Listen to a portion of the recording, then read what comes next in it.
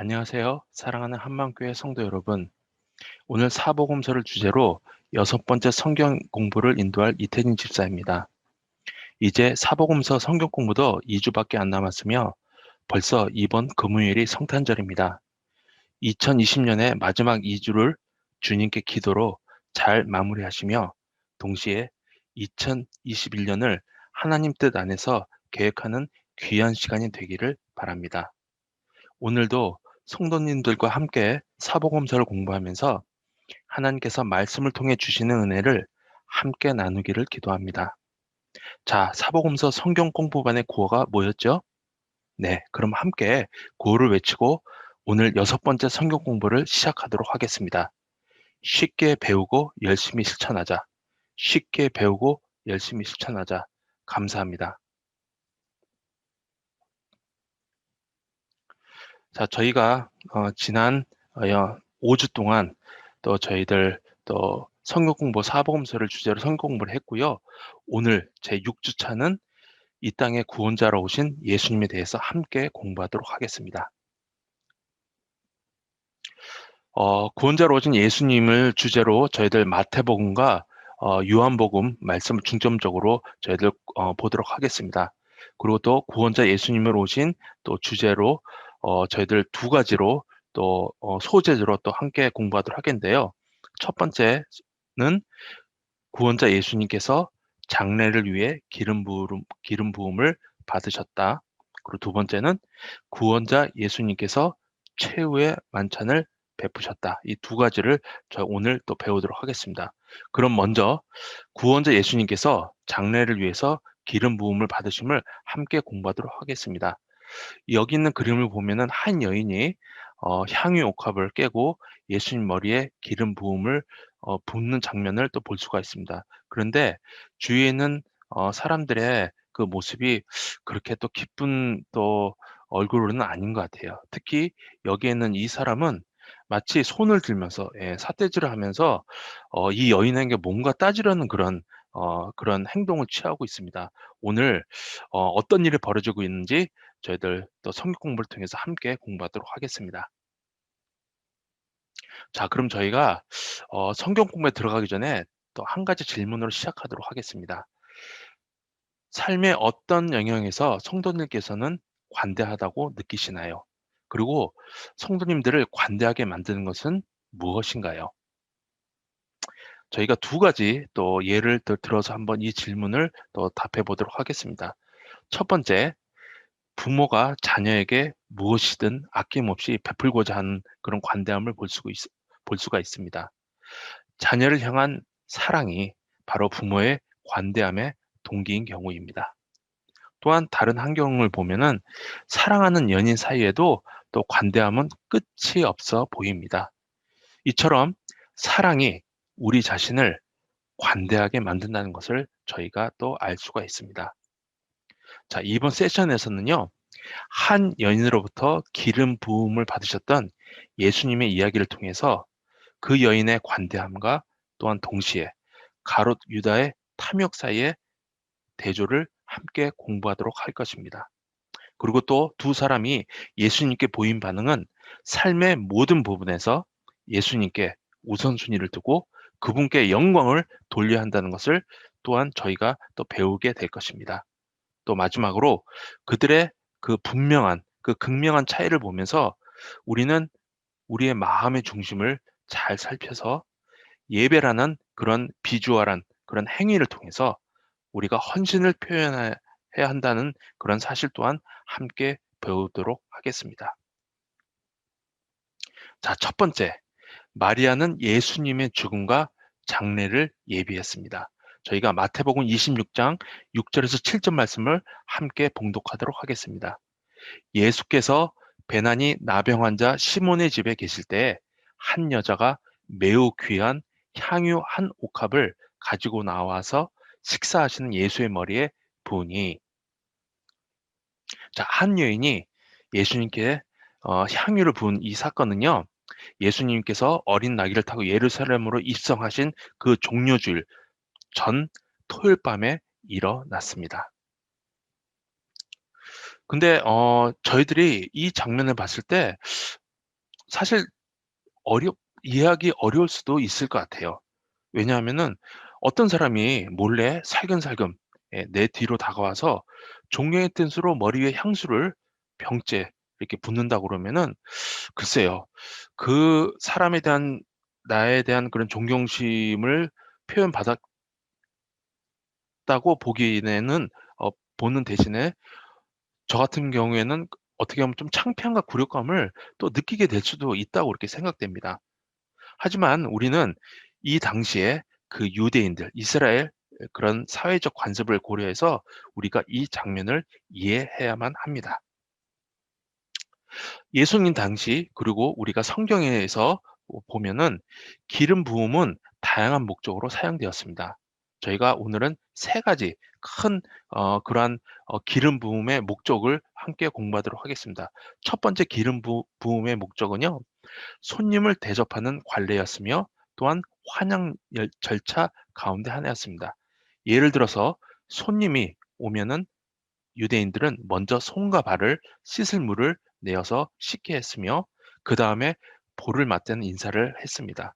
그리고 나서 마지막으로 손님의 머리에 감람류, 올리브유 기름을 부어서 먼지로 더러워진 머리에 어떤 깨끗함과 또한 윤기와 또한 향기를 주고 또 피곤함을 풀어주는 그러한 손님을 대접하며 환영하는 그런 절차 가운데 하나로서 기름 부음을 또 사용하였습니다. 자, 두 번째는 우리가 또 성경을 보면요. 하나님께 헌신된 사람이나 물건을 물건을 구별하는 의미로 또 기름 부음을 사용했습니다. 예를 들어서 왕, 제사장 또는 선지자에게 기름 부음을 우리가 성경에서 볼 수 있고요. 또한 성막과 그 안에 있는 거룩한 모든 것에 또한 기름을 붓는 그런 모습을 저희들이 성경에서 또 볼 수가 있습니다. 그리고 마지막 세 번째, 그 향유옥합. 향유는 장례식에서 그 시체의 썩은 내를 좀 없애거나 좀 줄이기 위해서 향품과 함께 사용되었습니다. 오늘 마태복음 본문과 유사한 사건이 요한복음 12장에도 나오는데 아마도 예수님께 향유를 부은 여인이 나사로와 마르다의 그 누이인 마리아인 것을 저희들이 알 수가 있습니다. 마리아가 이러한 행동을 한 본래 의도는 성경에서는 정확하게 이렇게 표현하고 있지는 않습니다.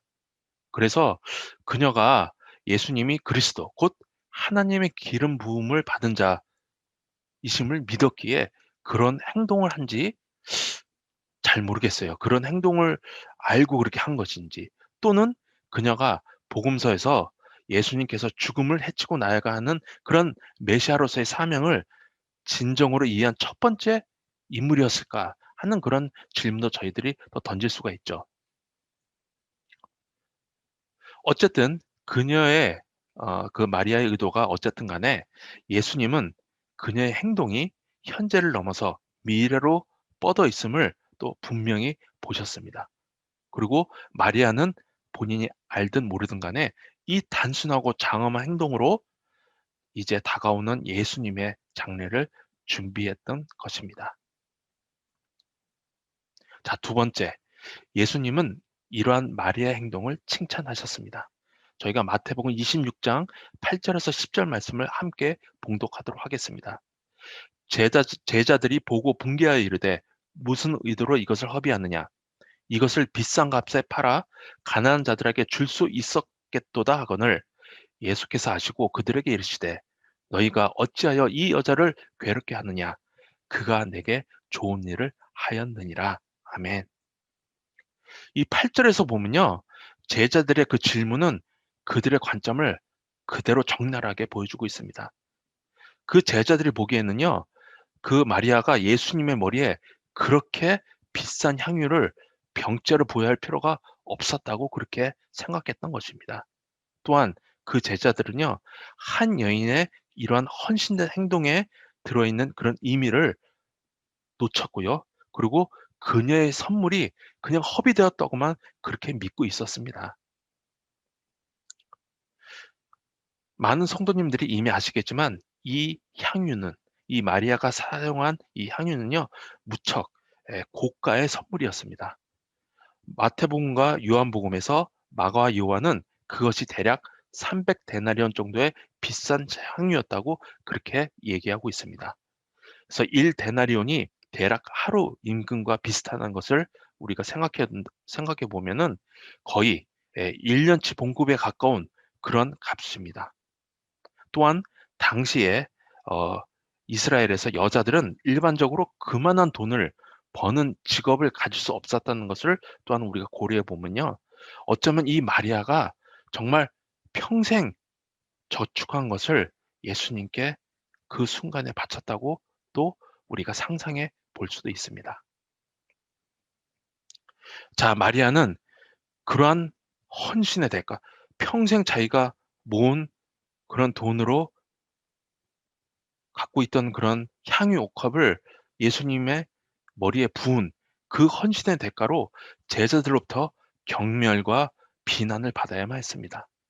제자들은 분개해서 그녀를 꾸짖으라고 했습니다. 근데 그 제자들의 분노는요, 하나님 나라를 위한 사랑보다는 자신들이 살고 있는 그런 이 세상에 속한 나라를 위한 사랑에서 나온 것이었습니다.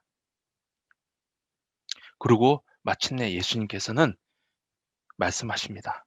너희가 어찌하여 이 여자를 괴롭게 하느냐? 그가 내게 좋은 일을 하였느니라. 그녀가 행한 이 좋은 일은 예수님께서 마가복음 12장에서 또 칭찬하셨던 가난한 과부의 헌금을 또 떠올리게 합니다.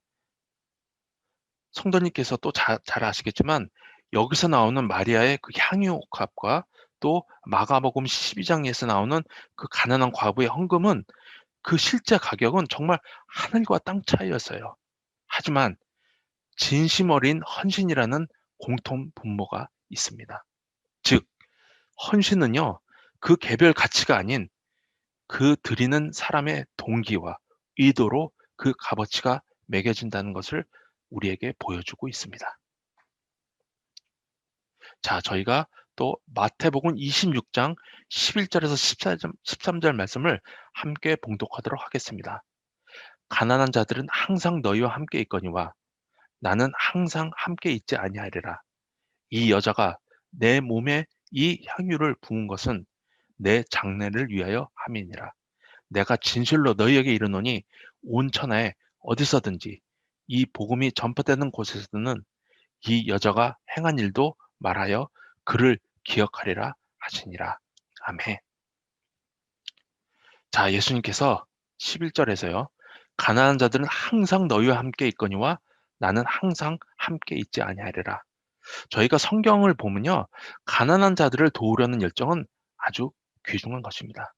성경에서도 그렇게 하라고 명령하고 가르치고 있습니다. 하지만 동시에 성경에서는 모든 것에는 또한 때가 있다고 말합니다. 다시 말하면 가난한 자들에게 향유를 나누어 줘야 할 때가 있고요. 예수님께 향유를 부어드려야 할 때가 있다고 말씀하시는 것이었습니다. 자, 여기서 질문을 또 드릴게요.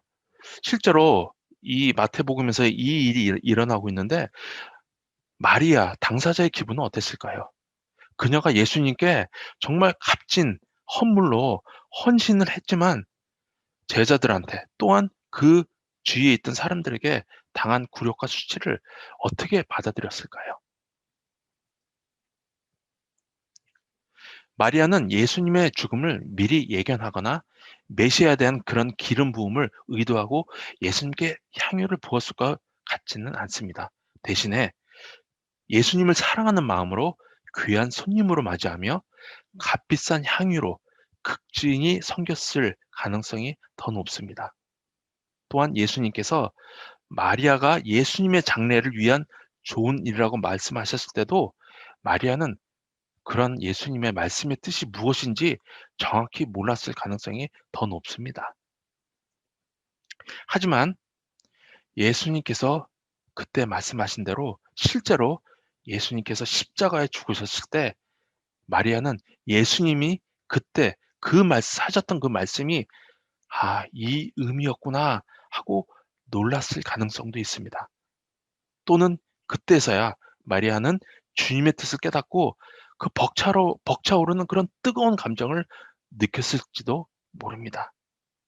이와 같이 예수님의 말씀이 실현됐을 때 예수님의 이름으로 행하는 일들 중에 우리가 지금은 이해할 수 없으나 시간이 흐른 후에 하나님의 섭리를 이해했을 때 우리들은 과연 어떤 마음과 어떤 그런 뜨거운 느낌이 있었을지 한번 상상해 보십시오. 제자들이 붕괴하여 꾸짖었을 때 성경에서는 마리아가 반론을 제기하거나 반박하지 않은 것으로 보입니다. 하지만 그녀의 침묵 속에 예수님께서 대신 대답해 주셨어요. 그가 내게 좋은 일을 하였느니라. 온 천하에 어디서든지 이 복음이 전파되는 곳에서는 이 여자가 행한 일도 말하여 그를 기억하리라. 우리가 이 세상에 살면서요, 주님을 위해서 최선을 다해서 섬기고 봉사를 했어도 이 세상의 편협한 시선으로 인해서 심지어 믿는 사람들로부터 비난과 고통을 당할 수도 있습니다.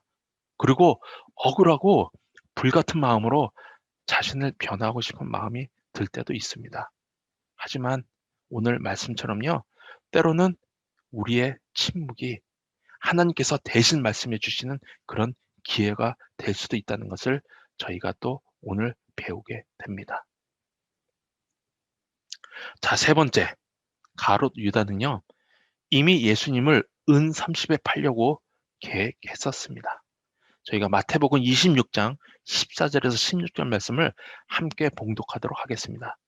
그때 열둘 중에 하나인 가롯 유다라 하는 자가 대제사장들에게 가서 말하되 내가 예수를 너에게 넘겨주리니 얼마나 주려고 하니 그들이 은 30을 달아주거늘 그가 그때부터 예수를 넘겨줄 기회를 찾더라.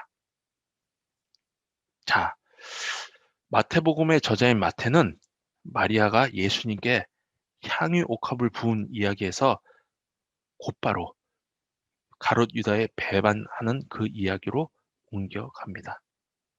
또한 이렇게 마태가 암시했던 그런 내용이 요한복음에서 또 분명하게 나타납니다. 우리가 요한복음 12장을 보면요. 여인의 향유 부음을 주도적으로 비난했던 사람이 가롯 유다임을 알 수가 있습니다. 유다는 사람을 향한 사랑 때문이 아니라 돈에 대한 사랑 때문에 그 여인을 비난했던 것입니다. 그래서 유다가 대제사장들에게 가서 대가를 요구했을 때 비로소 그의 동기가 드러납니다. 마리아는요, 예수님을 위해서 자기 재산을 모두 기꺼이 버렸지만 유다는 그 은 30을 얻기 위해서 우리의 구원자이신 예수님을 서슴없이 팔아버렸습니다. 유다는요, 자기 유익을 위해서 다른 사람들을 희생시켰지만 구원자이신 예수님은요, 다른 사람들의 유익을 위해서 자기 자신을 희생하셨습니다. 더 나아가서 사탄이 심어준 욕망 때문에 유다가 그런 행동을 했다고 누가복음 22장에서는 또 증언하고 있습니다. 또한 대제사장들은 우리가 성경에서 보면 잘 알고 있지만 굉장히 오랫동안 예수님을 해칠 기회를 호시탐탐 찾고 있었기 때문에 자기 발로 걸어온 유다에게 기꺼이 호의를 나타냈으며 바로 그 자리에서 30을 달아서 유다에게 주었습니다. 그리고 또한 사탄은요, 성경을 보면 누가복음 4장 13절을 보면 적당한 때가 오기까지 얼마 동안 예수님을 떠나 있었다고, 기회를 기다리고 있었다고 그렇게 말하고 있습니다. 그래서 이 순간은 대제사장들과 가롯 유다와 사탄의 욕망이 배반이라는 하나의 기회로 응축되어서 예수님을, 우리의 구원자이신 예수님을 팔아넘기는 그런 일이 일어나게 된 것입니다. 우리는 모두 욕망에 이끌리는 피조물입니다. 오늘 이 사복음서 성경 공부를 통해서요, 주님 앞에서 우리의 마음의 상태를 점검해 보시기 바랍니다. 우리는 이 세상에서 유다의 탐욕을 과감히 거절하고요, 그리스도를 위해 가장 소중한 것을 내어드린 마리아처럼 되기 위해 힘써야 합니다. 또한 더 나아가 욕망과 정욕의 구속으로부터 우리를 해방시켜 주기 위해 자신을 기꺼이 온전히 내어주신 그리스도처럼 되기 위해서 우리가 힘써야 합니다. 아멘. 자, 저희들이 구원자로 오신 예수님을 주제로 또 첫 번째 또 소주제인 구원자 예수님께서 장래를 위해서 기름 부음을 받으심에 대해서 함께 공부했습니다. 자, 그럼 저희가 결론으로 가도록 하죠. 우리가 이 세상에서 다른 사람들에게 나누는 것을 그 동기가요, 다른 사람으로부터 칭찬을 받기 위한 것이나 어떤 대가를 위한 것이나 내 자신의 유익을 위한 것이면은 그것은 탐욕과 전혀 다르지가 않습니다. 탐욕은요, 하나님보다 다른 것을 더 소중히 여기고 그리스도의 영광보다 나 자신의 영광을 더 갈망한다는 것을 적나라하게 보여줍니다.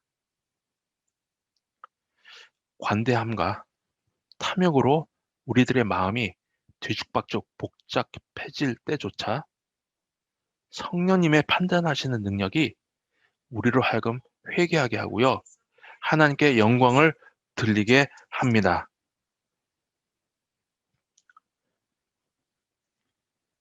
하나님은 마음에서 우러나는 사랑으로 우리를 위해 자기 아들을 내어 주셨으니 자기 백성을 불러 예배로 헌신을 표현하라고 요구하실 수 있습니다. 그러므로 우리는 구원자이신 예수님께 사랑과 헌신을 아낌없이 바치는 모범을 보여준 마리아를 본받아야 할 것입니다. 아멘. 자, 그럼 저희가 두 번째 소주제인 구원자 예수님께서 최후의 만찬을 베푸심을 함께 공부하도록 하겠습니다. 자, 1000년이 넘는 시간 동안 유월절 식사는, 최후의 만찬은 유월절 저녁 식사에서 일어났습니다.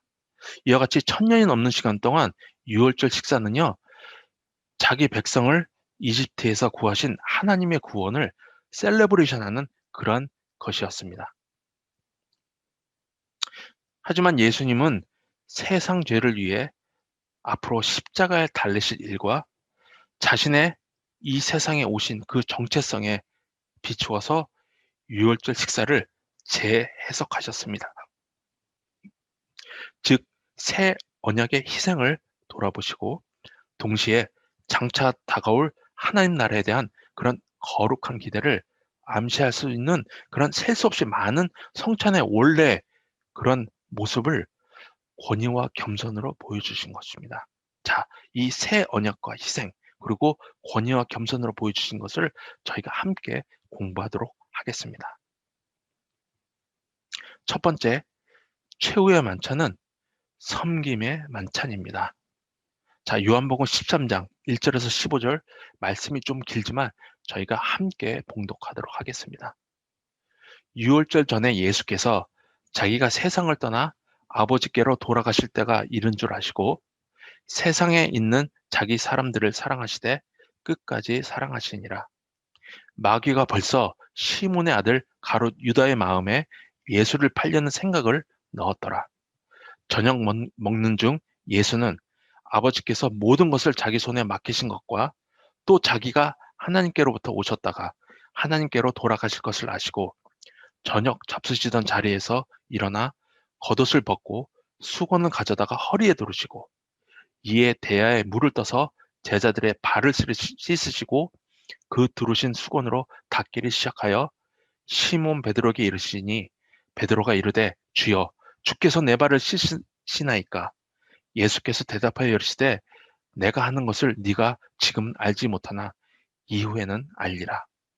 베드로가 이르되 내 발을 절대로 씻지 못하시리이다.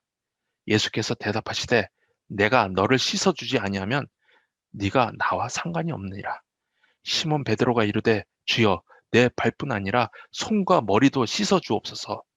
예수께서 이르시되 이미 목욕한 자는 발밖에 씻을 필요가 없느니라. 온몸이 깨끗하니라. 너희가 깨끗하나 다는 아니라 하시니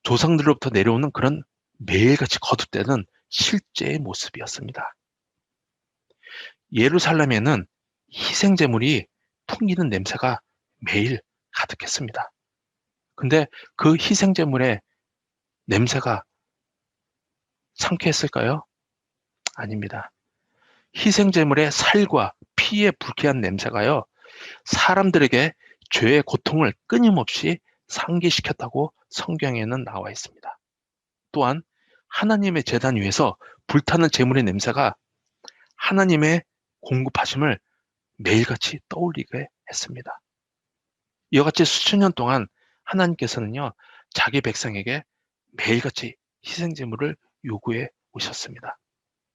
아담에서부터 노아, 아브라함과 다윗에 이르기까지 하나님의 백성은 매일같이 희생제물을 드려왔습니다. 하지만 성경에서 나와 있는, 특히 사복음서에서 나와 있는 하나님은요, 섬김을 받기보다는 섬기기를 원하시는 분입니다. 하나님께서는요, 자기 백성을 위해서 궁극적으로 언제든지 희생하실 준비가 되어 있으신 분입니다. 그 모습이 바로 예수 그리스도를 통해서 나타나셨죠. 예수님은 이 땅에 섬김을 받기 위해서가 아니라 섬기러 오셨으며 자기 목숨을 많은 사람들의 대속물로, 희생물로 주려고 오셨습니다. 예수님께서 최후의 만찬에서 자신의 살과 피에 대해서 제자들에게 말씀하셨을 때 그분은 이것의 성취를 말씀하신 것입니다. 새 언약의 성취를 말씀하신 것입니다. 그럼 그 새 언약의 성취는 무엇일까요? 이제는 하나님의 백성은 더 이상 자기 죄 때문에 염소나 양이나 소나 비둘기 등을 제물로 드리지 않아도 됩니다. 왜냐하면 하나님이 자신을 하나밖에 없는 예수 그리스도를 희생제물로 내어 주실 것이기 때문입니다. 그래서 마태복음 본문에서 예수님께서 떡을 떼고 잔을 들어오실 때 최후의 만찬에서요, 하나의 그런 새로운 그런 실제를 그려주신 것입니다.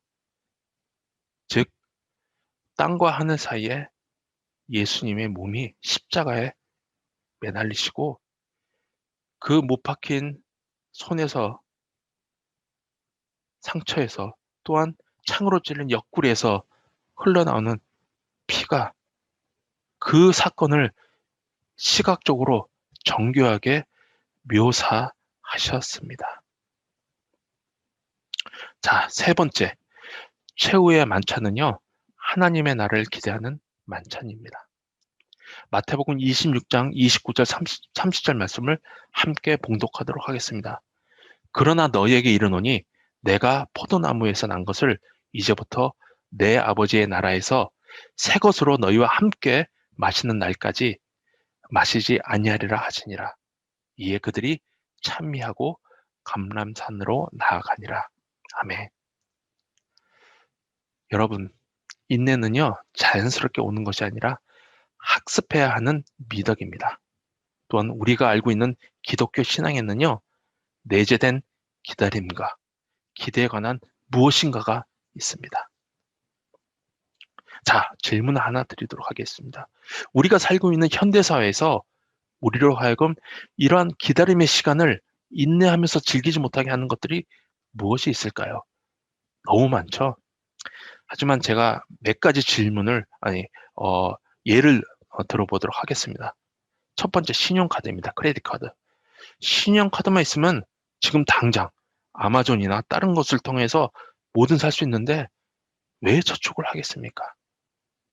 또한 전화로 우리가 음식을 바로 주문하거나 또한 냉동식품을 전자레인지에 돌려서 음식을 쉽게 먹을 수 있는데 누가 장을 보고 정성스럽게 식사를 준비하겠습니까?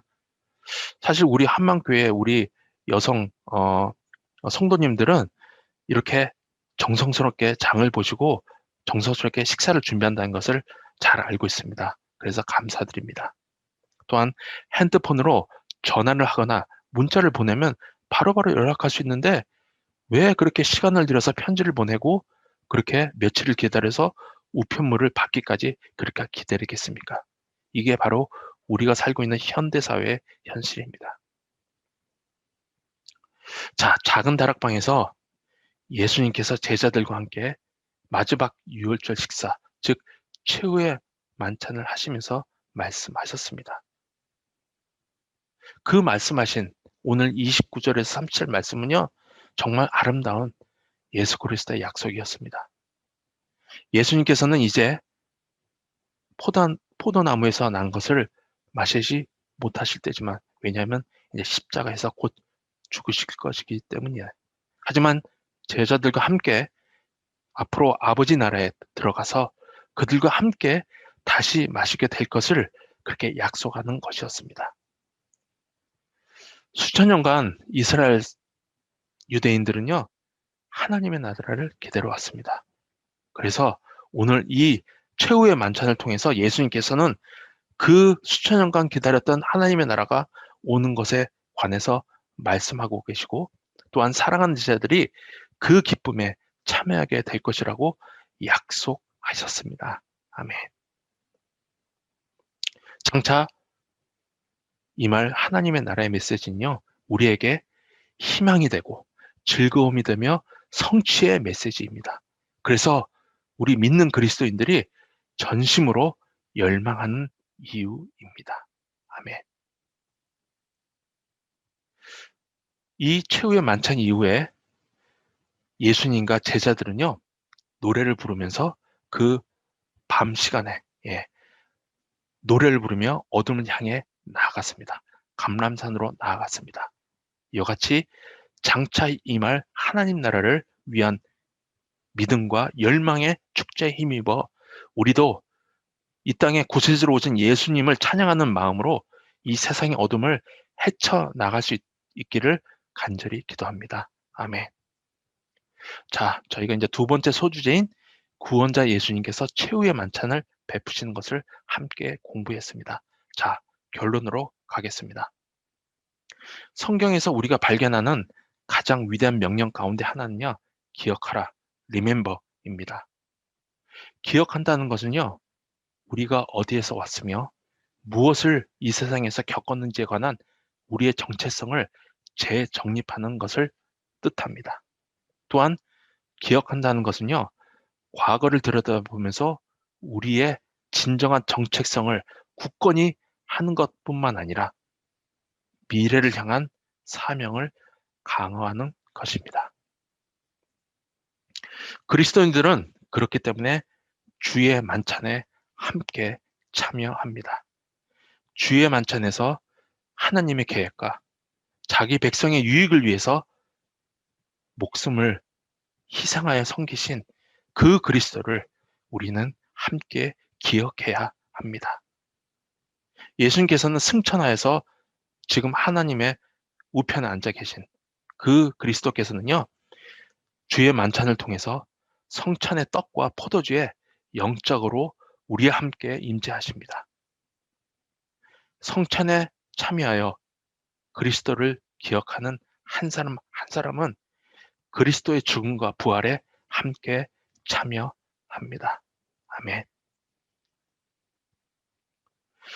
이와 같이 우리를 향한 예수님의 겸손하신 그런 섬김과 또한 우리의 유익을 위한 그분의 새로운 언약의 희생으로 인해 그분의 다시 오심을, 예수 그리스도의 재림을 고대하면서 예수님의 이름으로 다른 사람들을 겸손히 섬기는 삶을 우리가 살아갈 수 있습니다.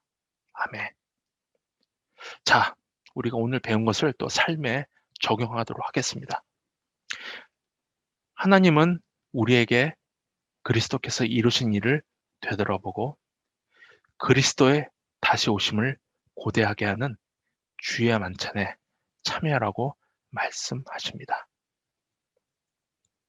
성도님들, 우리는 지금 대강절 마지막 주에 있으며 돌아오는 12월 27일 주일에 주의 만찬이 있습니다. 우리가 예수님과 나의 정체성을 오늘 사복음서를 통해서 다시 기억하면서요, 코로나 시대에 맞이하는 두 번째 주의 만찬에 참여할 때요. 우리 정말 어떠한 제사로 이 주의 만찬에 임해야 할지 이번 한 주간 하나님께 간절히 기도합시다. 그리고 예수님께서 성경에서 거듭해서 말씀하신 우리에게 명령하신 대로 우리가 순종하면서 살아갑시다. 그러면 하나님께서 크게 기뻐하실 것 같아요. 크게 영광 받으실 것 같습니다. 사랑하는 성도 형제님들, 이제 한 주간 우리 함께 기도하면서 또 다음 주 주일날 마지막 7번째 또 사복음서 성경 공부 시간에 뵙도록 하겠습니다. 감사합니다.